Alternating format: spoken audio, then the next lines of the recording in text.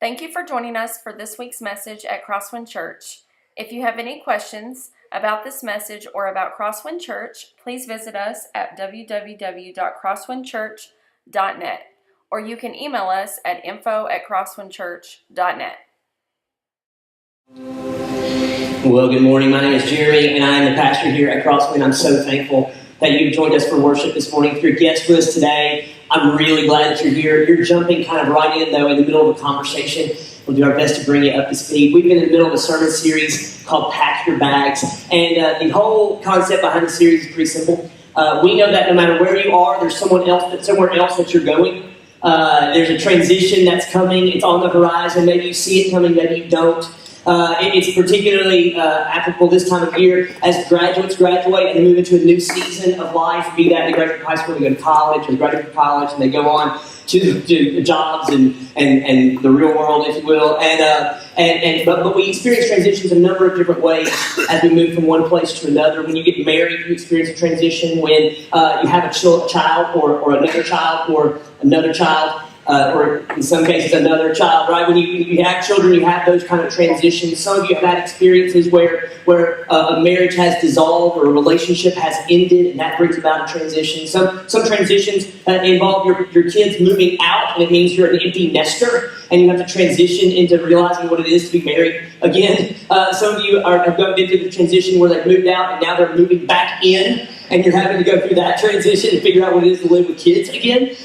Some of you, the next transition that's on the horizon is retirement, and you see that, and it's out there, and you know that that's there. And as we move from one phase of life to the next, what we kind of asked in this series is, how do you prepare? How is it that you get ready? If you were packing a bag to go from point A to point B, what are the things that you would put in that bag and take with you as you pack? Because transition brings about change, and change almost always leads to anxiety, right? And so we want to make sure that you're packing the things that you need in your bag. Now, I've had an opportunity to travel a lot of different places. I've been really blessed to get to travel a lot of different places, and so I've had my fair share of experiences packing bags, and for the most part, we do pretty good getting everything that we need, so when we arrive, we have everything that we need. There's times when you arrive someplace, maybe you experience this, you arrive someplace, and you something comes up you didn't expect, and you didn't prepare, and you don't have that item, that thing that you need. I can remember a few years ago, I experienced such a moment. A group of us, 4 couples, decided that we were going to go on vacation down to the Gulf Coast of Florida. Now, I understand it's not the East Coast, not real waves, but nonetheless, the big lake, the Gulf of Mexico, we were going to go down there, and so we got a house in Seaside.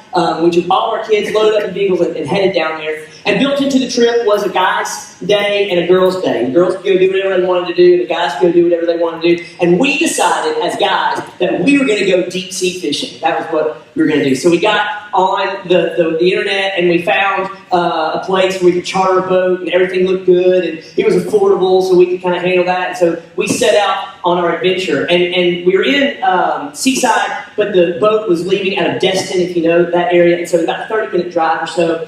And on the way, my buddy Clay, one of the friends that was with me, he reached in his pocket, he pulled out a little vial, and that little vial had Dramamine in it. And he said, "Hey, do y'all want some Dramamine?" And all of my friends start taking medicine because they're going to go get on a boat.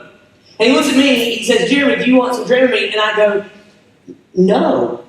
Like, last time I checked, I'm a man, right? I don't need any medicine. I don't know what Dramamine. Who needs Dramamine?" And he's like, "Well, have you ever gotten, motion sick before?" I was like, "Motion sick? No. My dad, he flies small aircraft, single-engine aircraft. I've been flying since I can remember. That has never been a problem. I ride roller coasters, that kind of stuff." He's like, "Well, have you ever been on a boat?" And well, I've been on the lake a couple times, and I've been boarded to them. Like, I know, I think I could probably handle it, And by the way, when I was in college one time, we went out on Mobile Bay with my biology class, and so I've kind of been on a boat, kind of in a bay. I think I could probably handle it. He was like, "Well, man, okay, I've got it if you need it."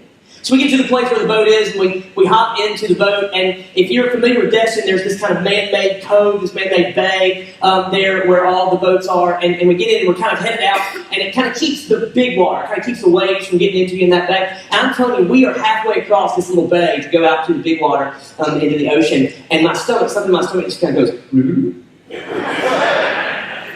and I'm going to Clay, hey man, like you still have adrenaline? And he was like, dude, you can have all the adrenaline you want, but I think it's probably too late. And I went, what? He was like, no, you see, like, by the time this medicine takes effect, if you're feeling sick right now, you're going to be like chumming the water for us in just a few minutes, this medicine. And so I'm like throwing as many Dramamine down my throat as I can. And I promise you, we got out onto we were going to go catch our bait fish, and then we were going to go fish for red snapper. And we get onto the big water, and I immediately start hurling. Like, it was just immediate. And then I proceeded to follow suit and do that for the next 6 hours.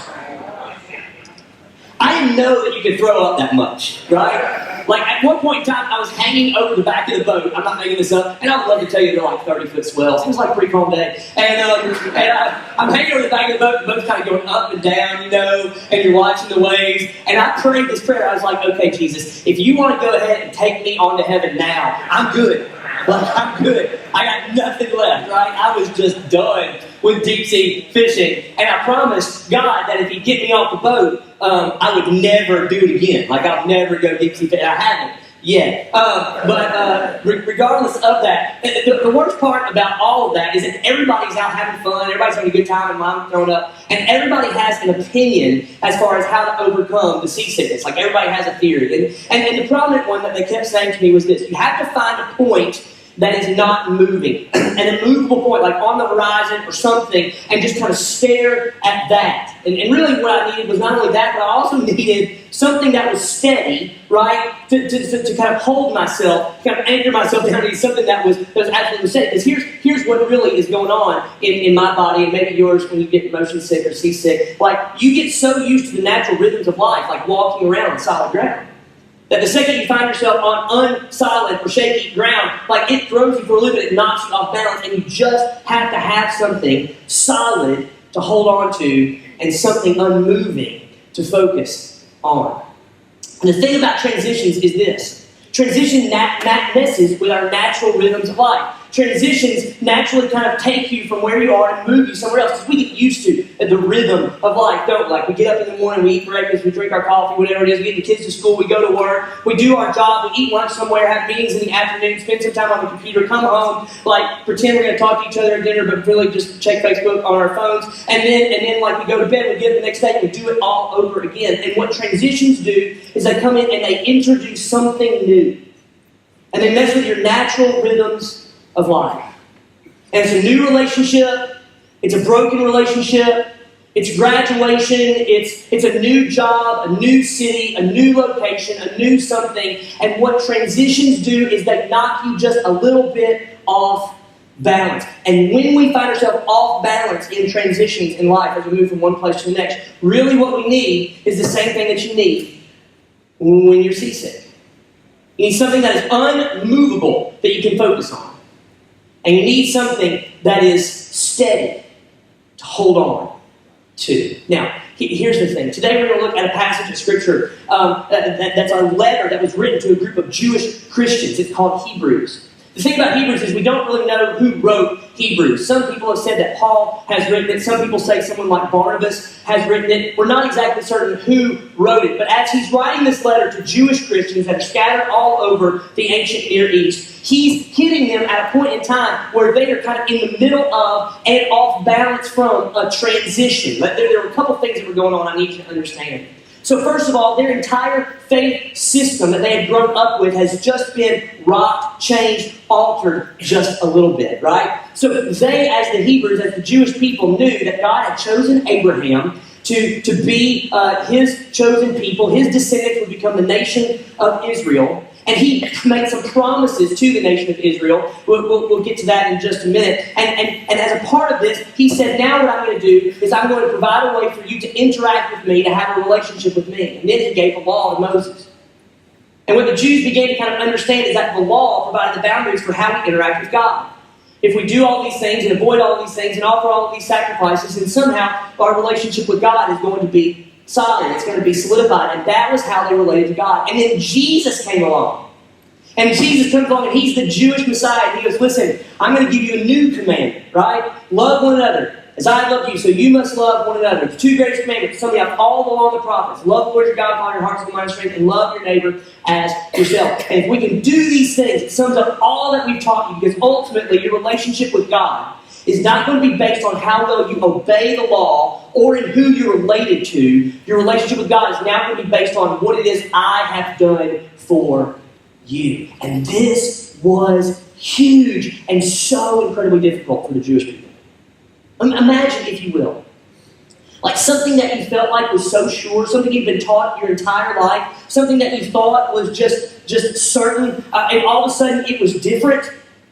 Something that your mom and dad taught you, something that they modeled for you or showed you, and then all of a sudden you get a little older and you realize, hey, it's not exactly as they said it would be.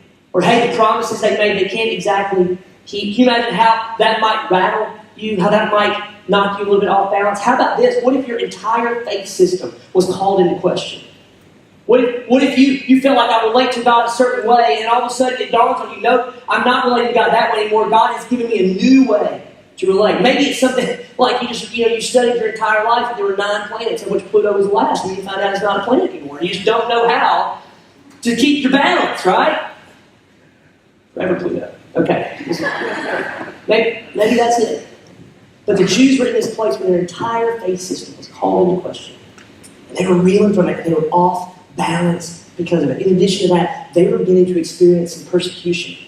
Not just persecution from non-Christian Romans, but persecution from non-Christian Jews who were looking at them and saying, you've abandoned your roots. You've abandoned Abraham. You've abandoned the law. And they're going, but Jesus has given us a new covenant and a new way. And they're going, yeah. And they're pushing in and they're pushing back. And the Jews were reeling and they were struggling. And they needed something unmovable to focus their eyes on and something steady to anchor themselves on.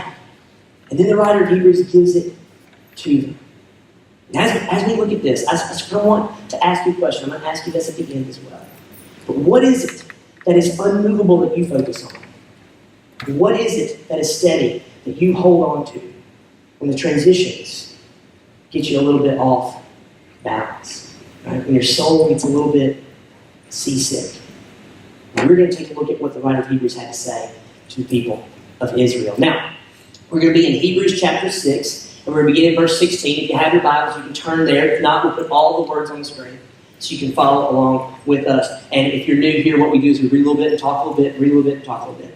Verse 16, the writer of Hebrews says this: people swear by someone greater than themselves, and the oath confirms what is said and puts an end to all arguments. Now, this is a really, really difficult passage of Scripture, so we're going to have to do a little bit of work here. Okay, first he begins this statement by saying that people swear on oath. When they swear, they do it by someone that is greater than themselves. Now, we all have someone that we think is greater than us, okay? We have someone whose authority we want to kind of lean into, and whose ability to kind of handle situations or knowledge or wisdom we kind of want to lean into, right? When you're a kid, this individual that you kind of want to make greater than yourself, you think knows all and ends all, is probably mama, is probably daddy, it may be grandmama or granddaddy, right? So I can remember when I was a little boy and I was learning to play basketball, because I'm from Kentucky, so we just kind of learn up there, right? And I was a little boy learning to play ball. My dad and I were out in the driveway, and he taught me that when I dribble the ball and pick the ball up and dribble again, that's a double dribble.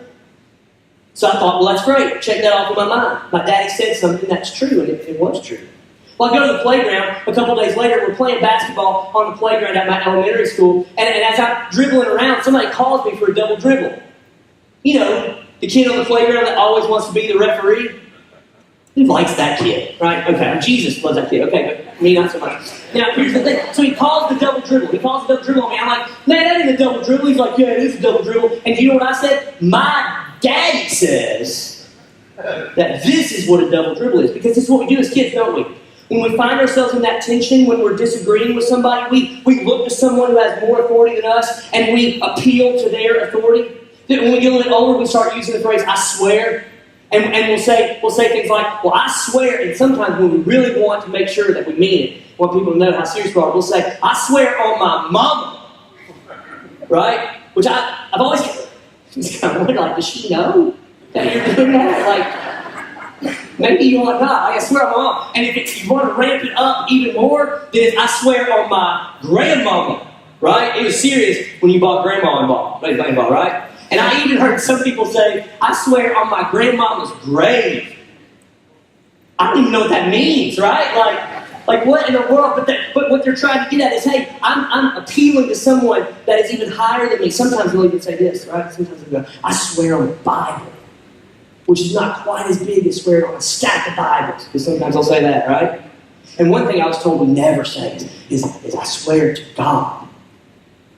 The idea is, look, there's someone that's greater than ourselves. And when we make an oath, when we make a promise, when we make a swear, and we want people to know how serious we are, how it's going to kind of go through in our lives, we appeal to that higher authority. You with me? It works in our business world today. If you go to the bank and you want to take out a loan, and you go to sign the papers, and they go, you don't have enough collateral, or you don't have enough money in the bank, or you don't have the right credit history in order to get this loan, what do? If you want to get that loan, you'll bring someone in to co-sign with you. What you're saying is, hey, I know I may not have the clout to get this loan, but they do.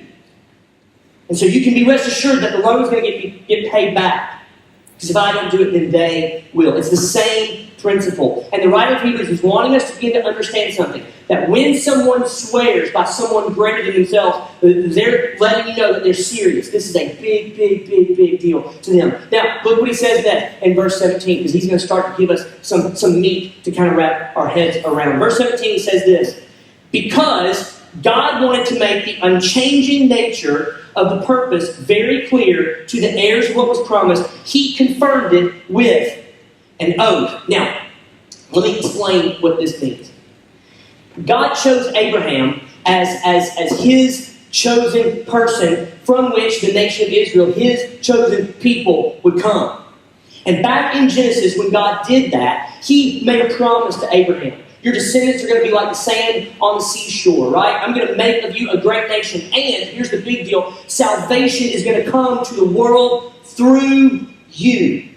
And when God made that promise, he actually swore, you can go read it, he swore by himself. God said, I swear by myself, I'm going to do these things. I'm going to save the world, Abraham, through you and through your descendants. And because God wanted to make sure that we knew this promise was sure, this oath was sure, that this was not a non-refundable kind of promise. He was making this promise, right? Because he made that promise, he needed to swear by something that had authority. And the only thing that had more authority than God was God. There is nothing higher. So he swears by himself so that we can understand, right, that the promise he's going to make, he's going to come through with. Now, we're at the time of year, right? And as parents, like, we understand this idea of making a promise and then having to follow through on the promise, don't we? Because how many times have we had our kids sitting at the dinner table and we've said this to them, listen, if you will just eat 3 more bites of broccoli, I promise you that when it's done, we can have ice cream, right? And if they come through and they eat their broccoli, then what are you going to do as a parent? You have to come through with the promise, right? It's softball season. And I've told you that I get the privilege of coaching a 10U softball. And what's interesting in 10U girls softball is that parents make promises all the time to their kids, right? They make deals, they barter with them. I don't understand how this works. But they say things like, if you'll hit the ball, it doesn't have to be fair. If you'll just put the bat on the ball, right? Then I will give you money. How much money do you want? I will give you money to swing the bat, right? Or if you get on base, then we'll get to go get slushies at Sonic after the game. And they make these kind of deals with him. And then after the game, when the kid fouls the ball off, right, you just kind of have to look at him and be like, well, that wasn't terrible, okay? That wasn't terrible. And so what we'll do is we'll go get the Sonic slushie, or here's $5, or whatever it is that we have to do. Because we understand as parents that when we make promises, we have to follow through. Now, here's the thing. As parents, have you ever, don't raise your hand, have you ever made a promise that you didn't follow through on? Guilty. But God is going, listen, I need you to understand that this promise is such a big deal that I'm putting my name, he's putting his name on the line. Okay, moving on, verse 18. This is what he says. God did this so that by 2 unchangeable things in which it is impossible for God to lie. Now, I have to address a couple things in this half of a verse. See, first of all, the 2 impossible things, or the 2 things that are unchangeable, are the promise and the oath. In other words, what God's going to say is, here, my promise is, I'm going to save the world, Abraham, through you, through your descendants. Salvation, a new way of relating to me. is going to come. And then this other unchangeable thing is that not only did God make the promise, but then he sent Jesus to do it. You see, not only did he say, I'm going to save the world through you, then he followed up and went, and I'm, by the way, going to do it. I love you so much, I'm going to send my son to die on your behalf. Now, these two unchangeable things are kind of wrapped in this bow of it saying God not being able to lie. Now, I just have to address this. This is free, but I need to make sure that we understand this. Some people say things like, well, if God cannot lie, then is really God all-powerful? Like, if because he can't do something, doesn't that say something about his abilities? And if God is all-powerful, is he really, in fact, God? I need to just kind of address this real quick. See, sometimes we think that sin is an ability that is to be had. Right? Like, I have the ability to sin, right? No. Sin is not an ability to be had. Sin is the lack of an ability to be perfect.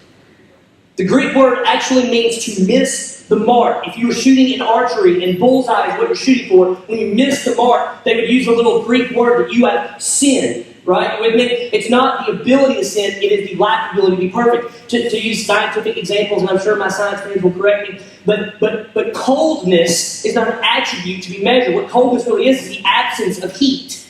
With me? This is why there's such a thing as absolute zero. We can't get any colder than absolute zero because there's absolutely no heat present. You with me? In the same way, that darkness is not an attribute to be had, although we may argue that, Jason will be there later. Darkness is not an attribute to be had. Darkness is simply the absence of light. Are you with me? So when we say that God cannot lie, we're not saying that he doesn't have power. We're saying, in fact, that he does have the power to be perfect. As a result, he will not miss the mark. He will not sin. He will not lie. And this is a really, really, really big deal, because what it means is that when God makes a promise to you, it's a promise that he's going to keep.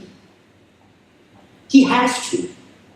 It's in his character and in his nature to keep it. The problem is, that's hard for us to buy into sometimes, because we've all experienced circumstances and situations where people have made promises and then they haven't kept it. It's a mom and a dad that promised that their marriage was going to be forever, and then it broke up. It was a spouse that made promises at the altar and then broke those promises.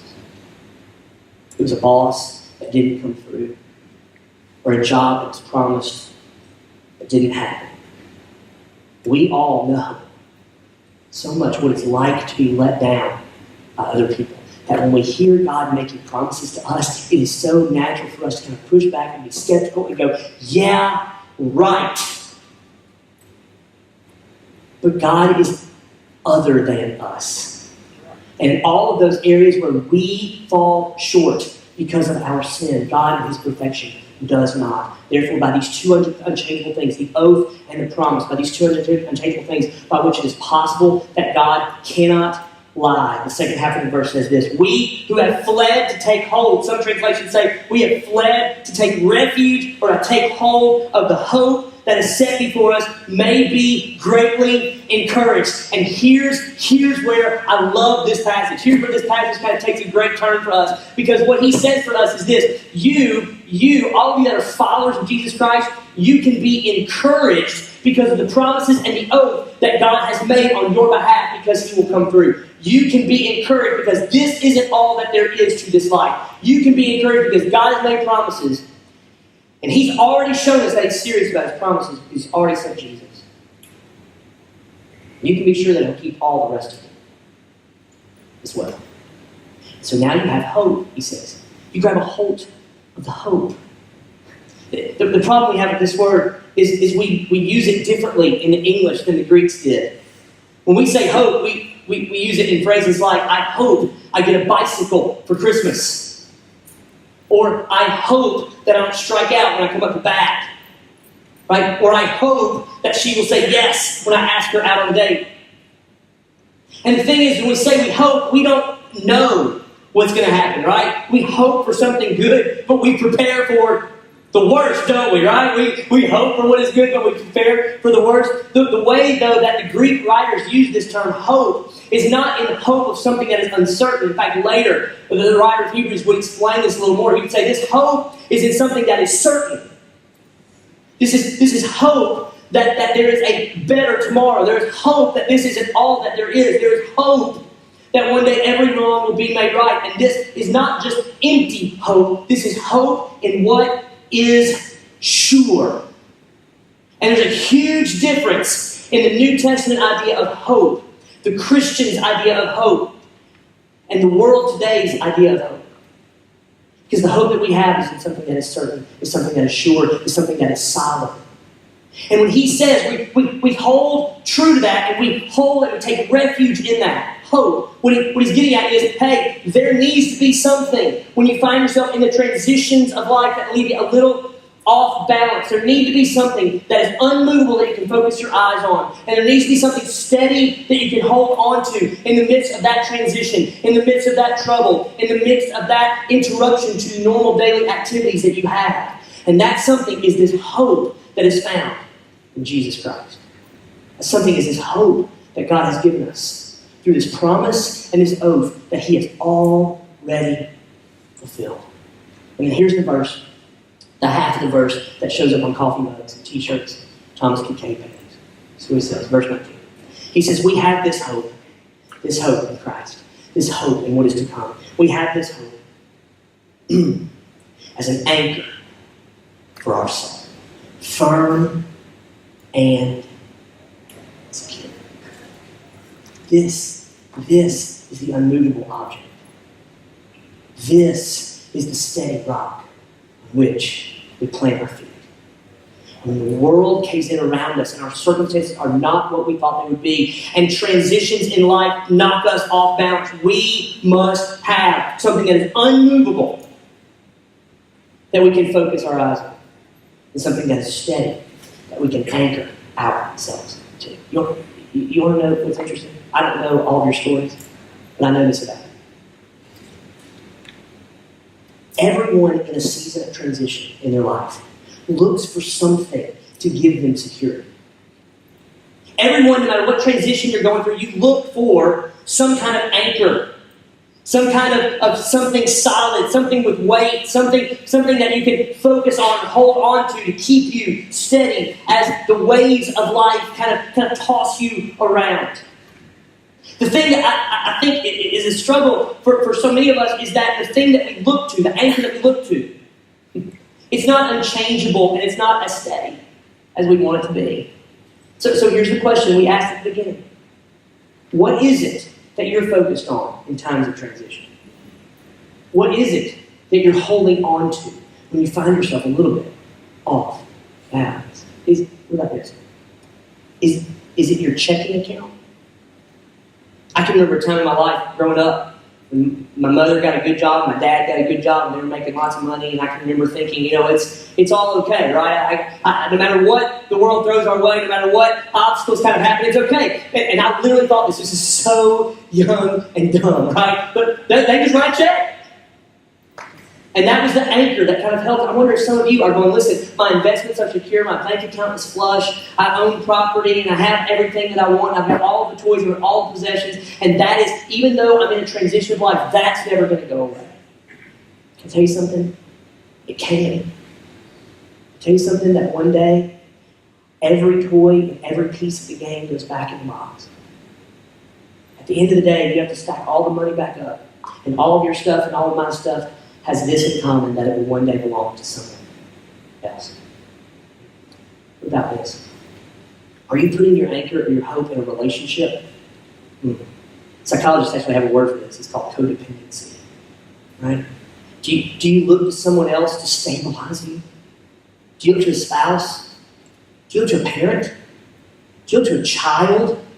Do you look to a boyfriend, a girlfriend? Right? Do you look to some individual, a pastor even? Watch, this is a big deal. A pastor, you look to someone and you go, hey, that person is unmovable. That person is unshakable. That person is steady. And do you want to know the truth? That person is a human. And that person can make mistakes, and that person can break promises, and that person can fall down off of the pedestal that you put them on. No matter how many times or things you swore by their name. People actually let you down. You want to know what's funny? You know this. Because you've been let down. And yet you continue to put your hope in people. One of the things we talk about when I do premarital counseling is this. I look at men and women and I tell them this. I go, listen, I need you to understand something. You're about to marry a boy. And he's not like you. He isn't wired like you. And he doesn't talk like you and think like you and act like you. And you're marrying just a girl. She is not like you. She doesn't talk like you and she doesn't act like you. She doesn't think like you, right? And the thing is that if you look to that other person in your marriage to complete you, if you look to them to be your comfort and your security, you will always end up disappointed. And when you ask them to be more than just a girl or boy, when you ask them to be Jesus, you will always end up putting them on a cross. And can I tell you, if you're anchoring your hope in someone else, you will end up crucifying that person. And there is only one that belongs on the cross, and it's Jesus. What about a job? Are you anchoring your security in a job? Because the economy's good and things are good. That's where you find your security. Is it in a friendship? Is it in the toys that are in your garage? Is it in a skill set you have? How about this? Is it in your health? Are you one of those guys that goes, I have my health, right? And that's the anchor that you got. See, the thing is we all look for something that is steady to hold on to when the waves of life crash into us. And the thing that I want you to understand is that whatever it is that you're holding on to, if it's not Jesus, it's not enough. It's not weighty enough. It's not solid enough. It's not unmoving enough. It's not unchanging enough. And ultimately, you will have relationships that are broken in your way. Ultimately, you will have bank accounts that end up not coming through. Ultimately, you have jobs that end up not working out. I'm telling you. We know the principle of finding something unmovable to focus on and steady to grab a hold of. We just tend to do it in the wrong areas. And so today, here's what I want to ask. What is it that you're holding on to? What is it that you're looking at? Because maybe today is the day. Maybe today's the day that you surrender that to God. Maybe today is the day when you go, you know what, I've been focusing on the wrong thing. And I'm now going to start focusing on unchangeable, unmovable, unshakable, almighty God. I want to tell you just quickly a little bit about why I chose and why I choose and why I have to daily choose to focus on God as an anchor for my soul. Because if he's going to keep his promises, as he's done in Jesus, and he's made two promises in particular that are meaningful to me. Two promises that are meaningful to me. I just want to tell you those promises. The first promise he made that's meaningful to me is he promised to never leave me. Abandonment is a big deal for me. You know my story, right? My biological father, I wouldn't know if he fell on me. Right?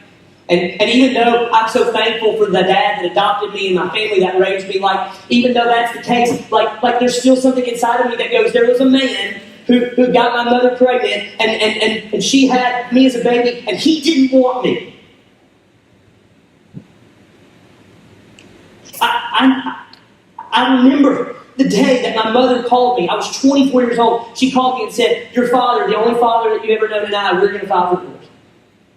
And something that you thought was so steady, something that you thought was so secure, is now not that way anymore. See, I understand, and I have this inside of me, this very, I don't know, this natural kind of knowledge that people are not secure and people will abandon you. And I've experienced it, and so many of you have as well, right?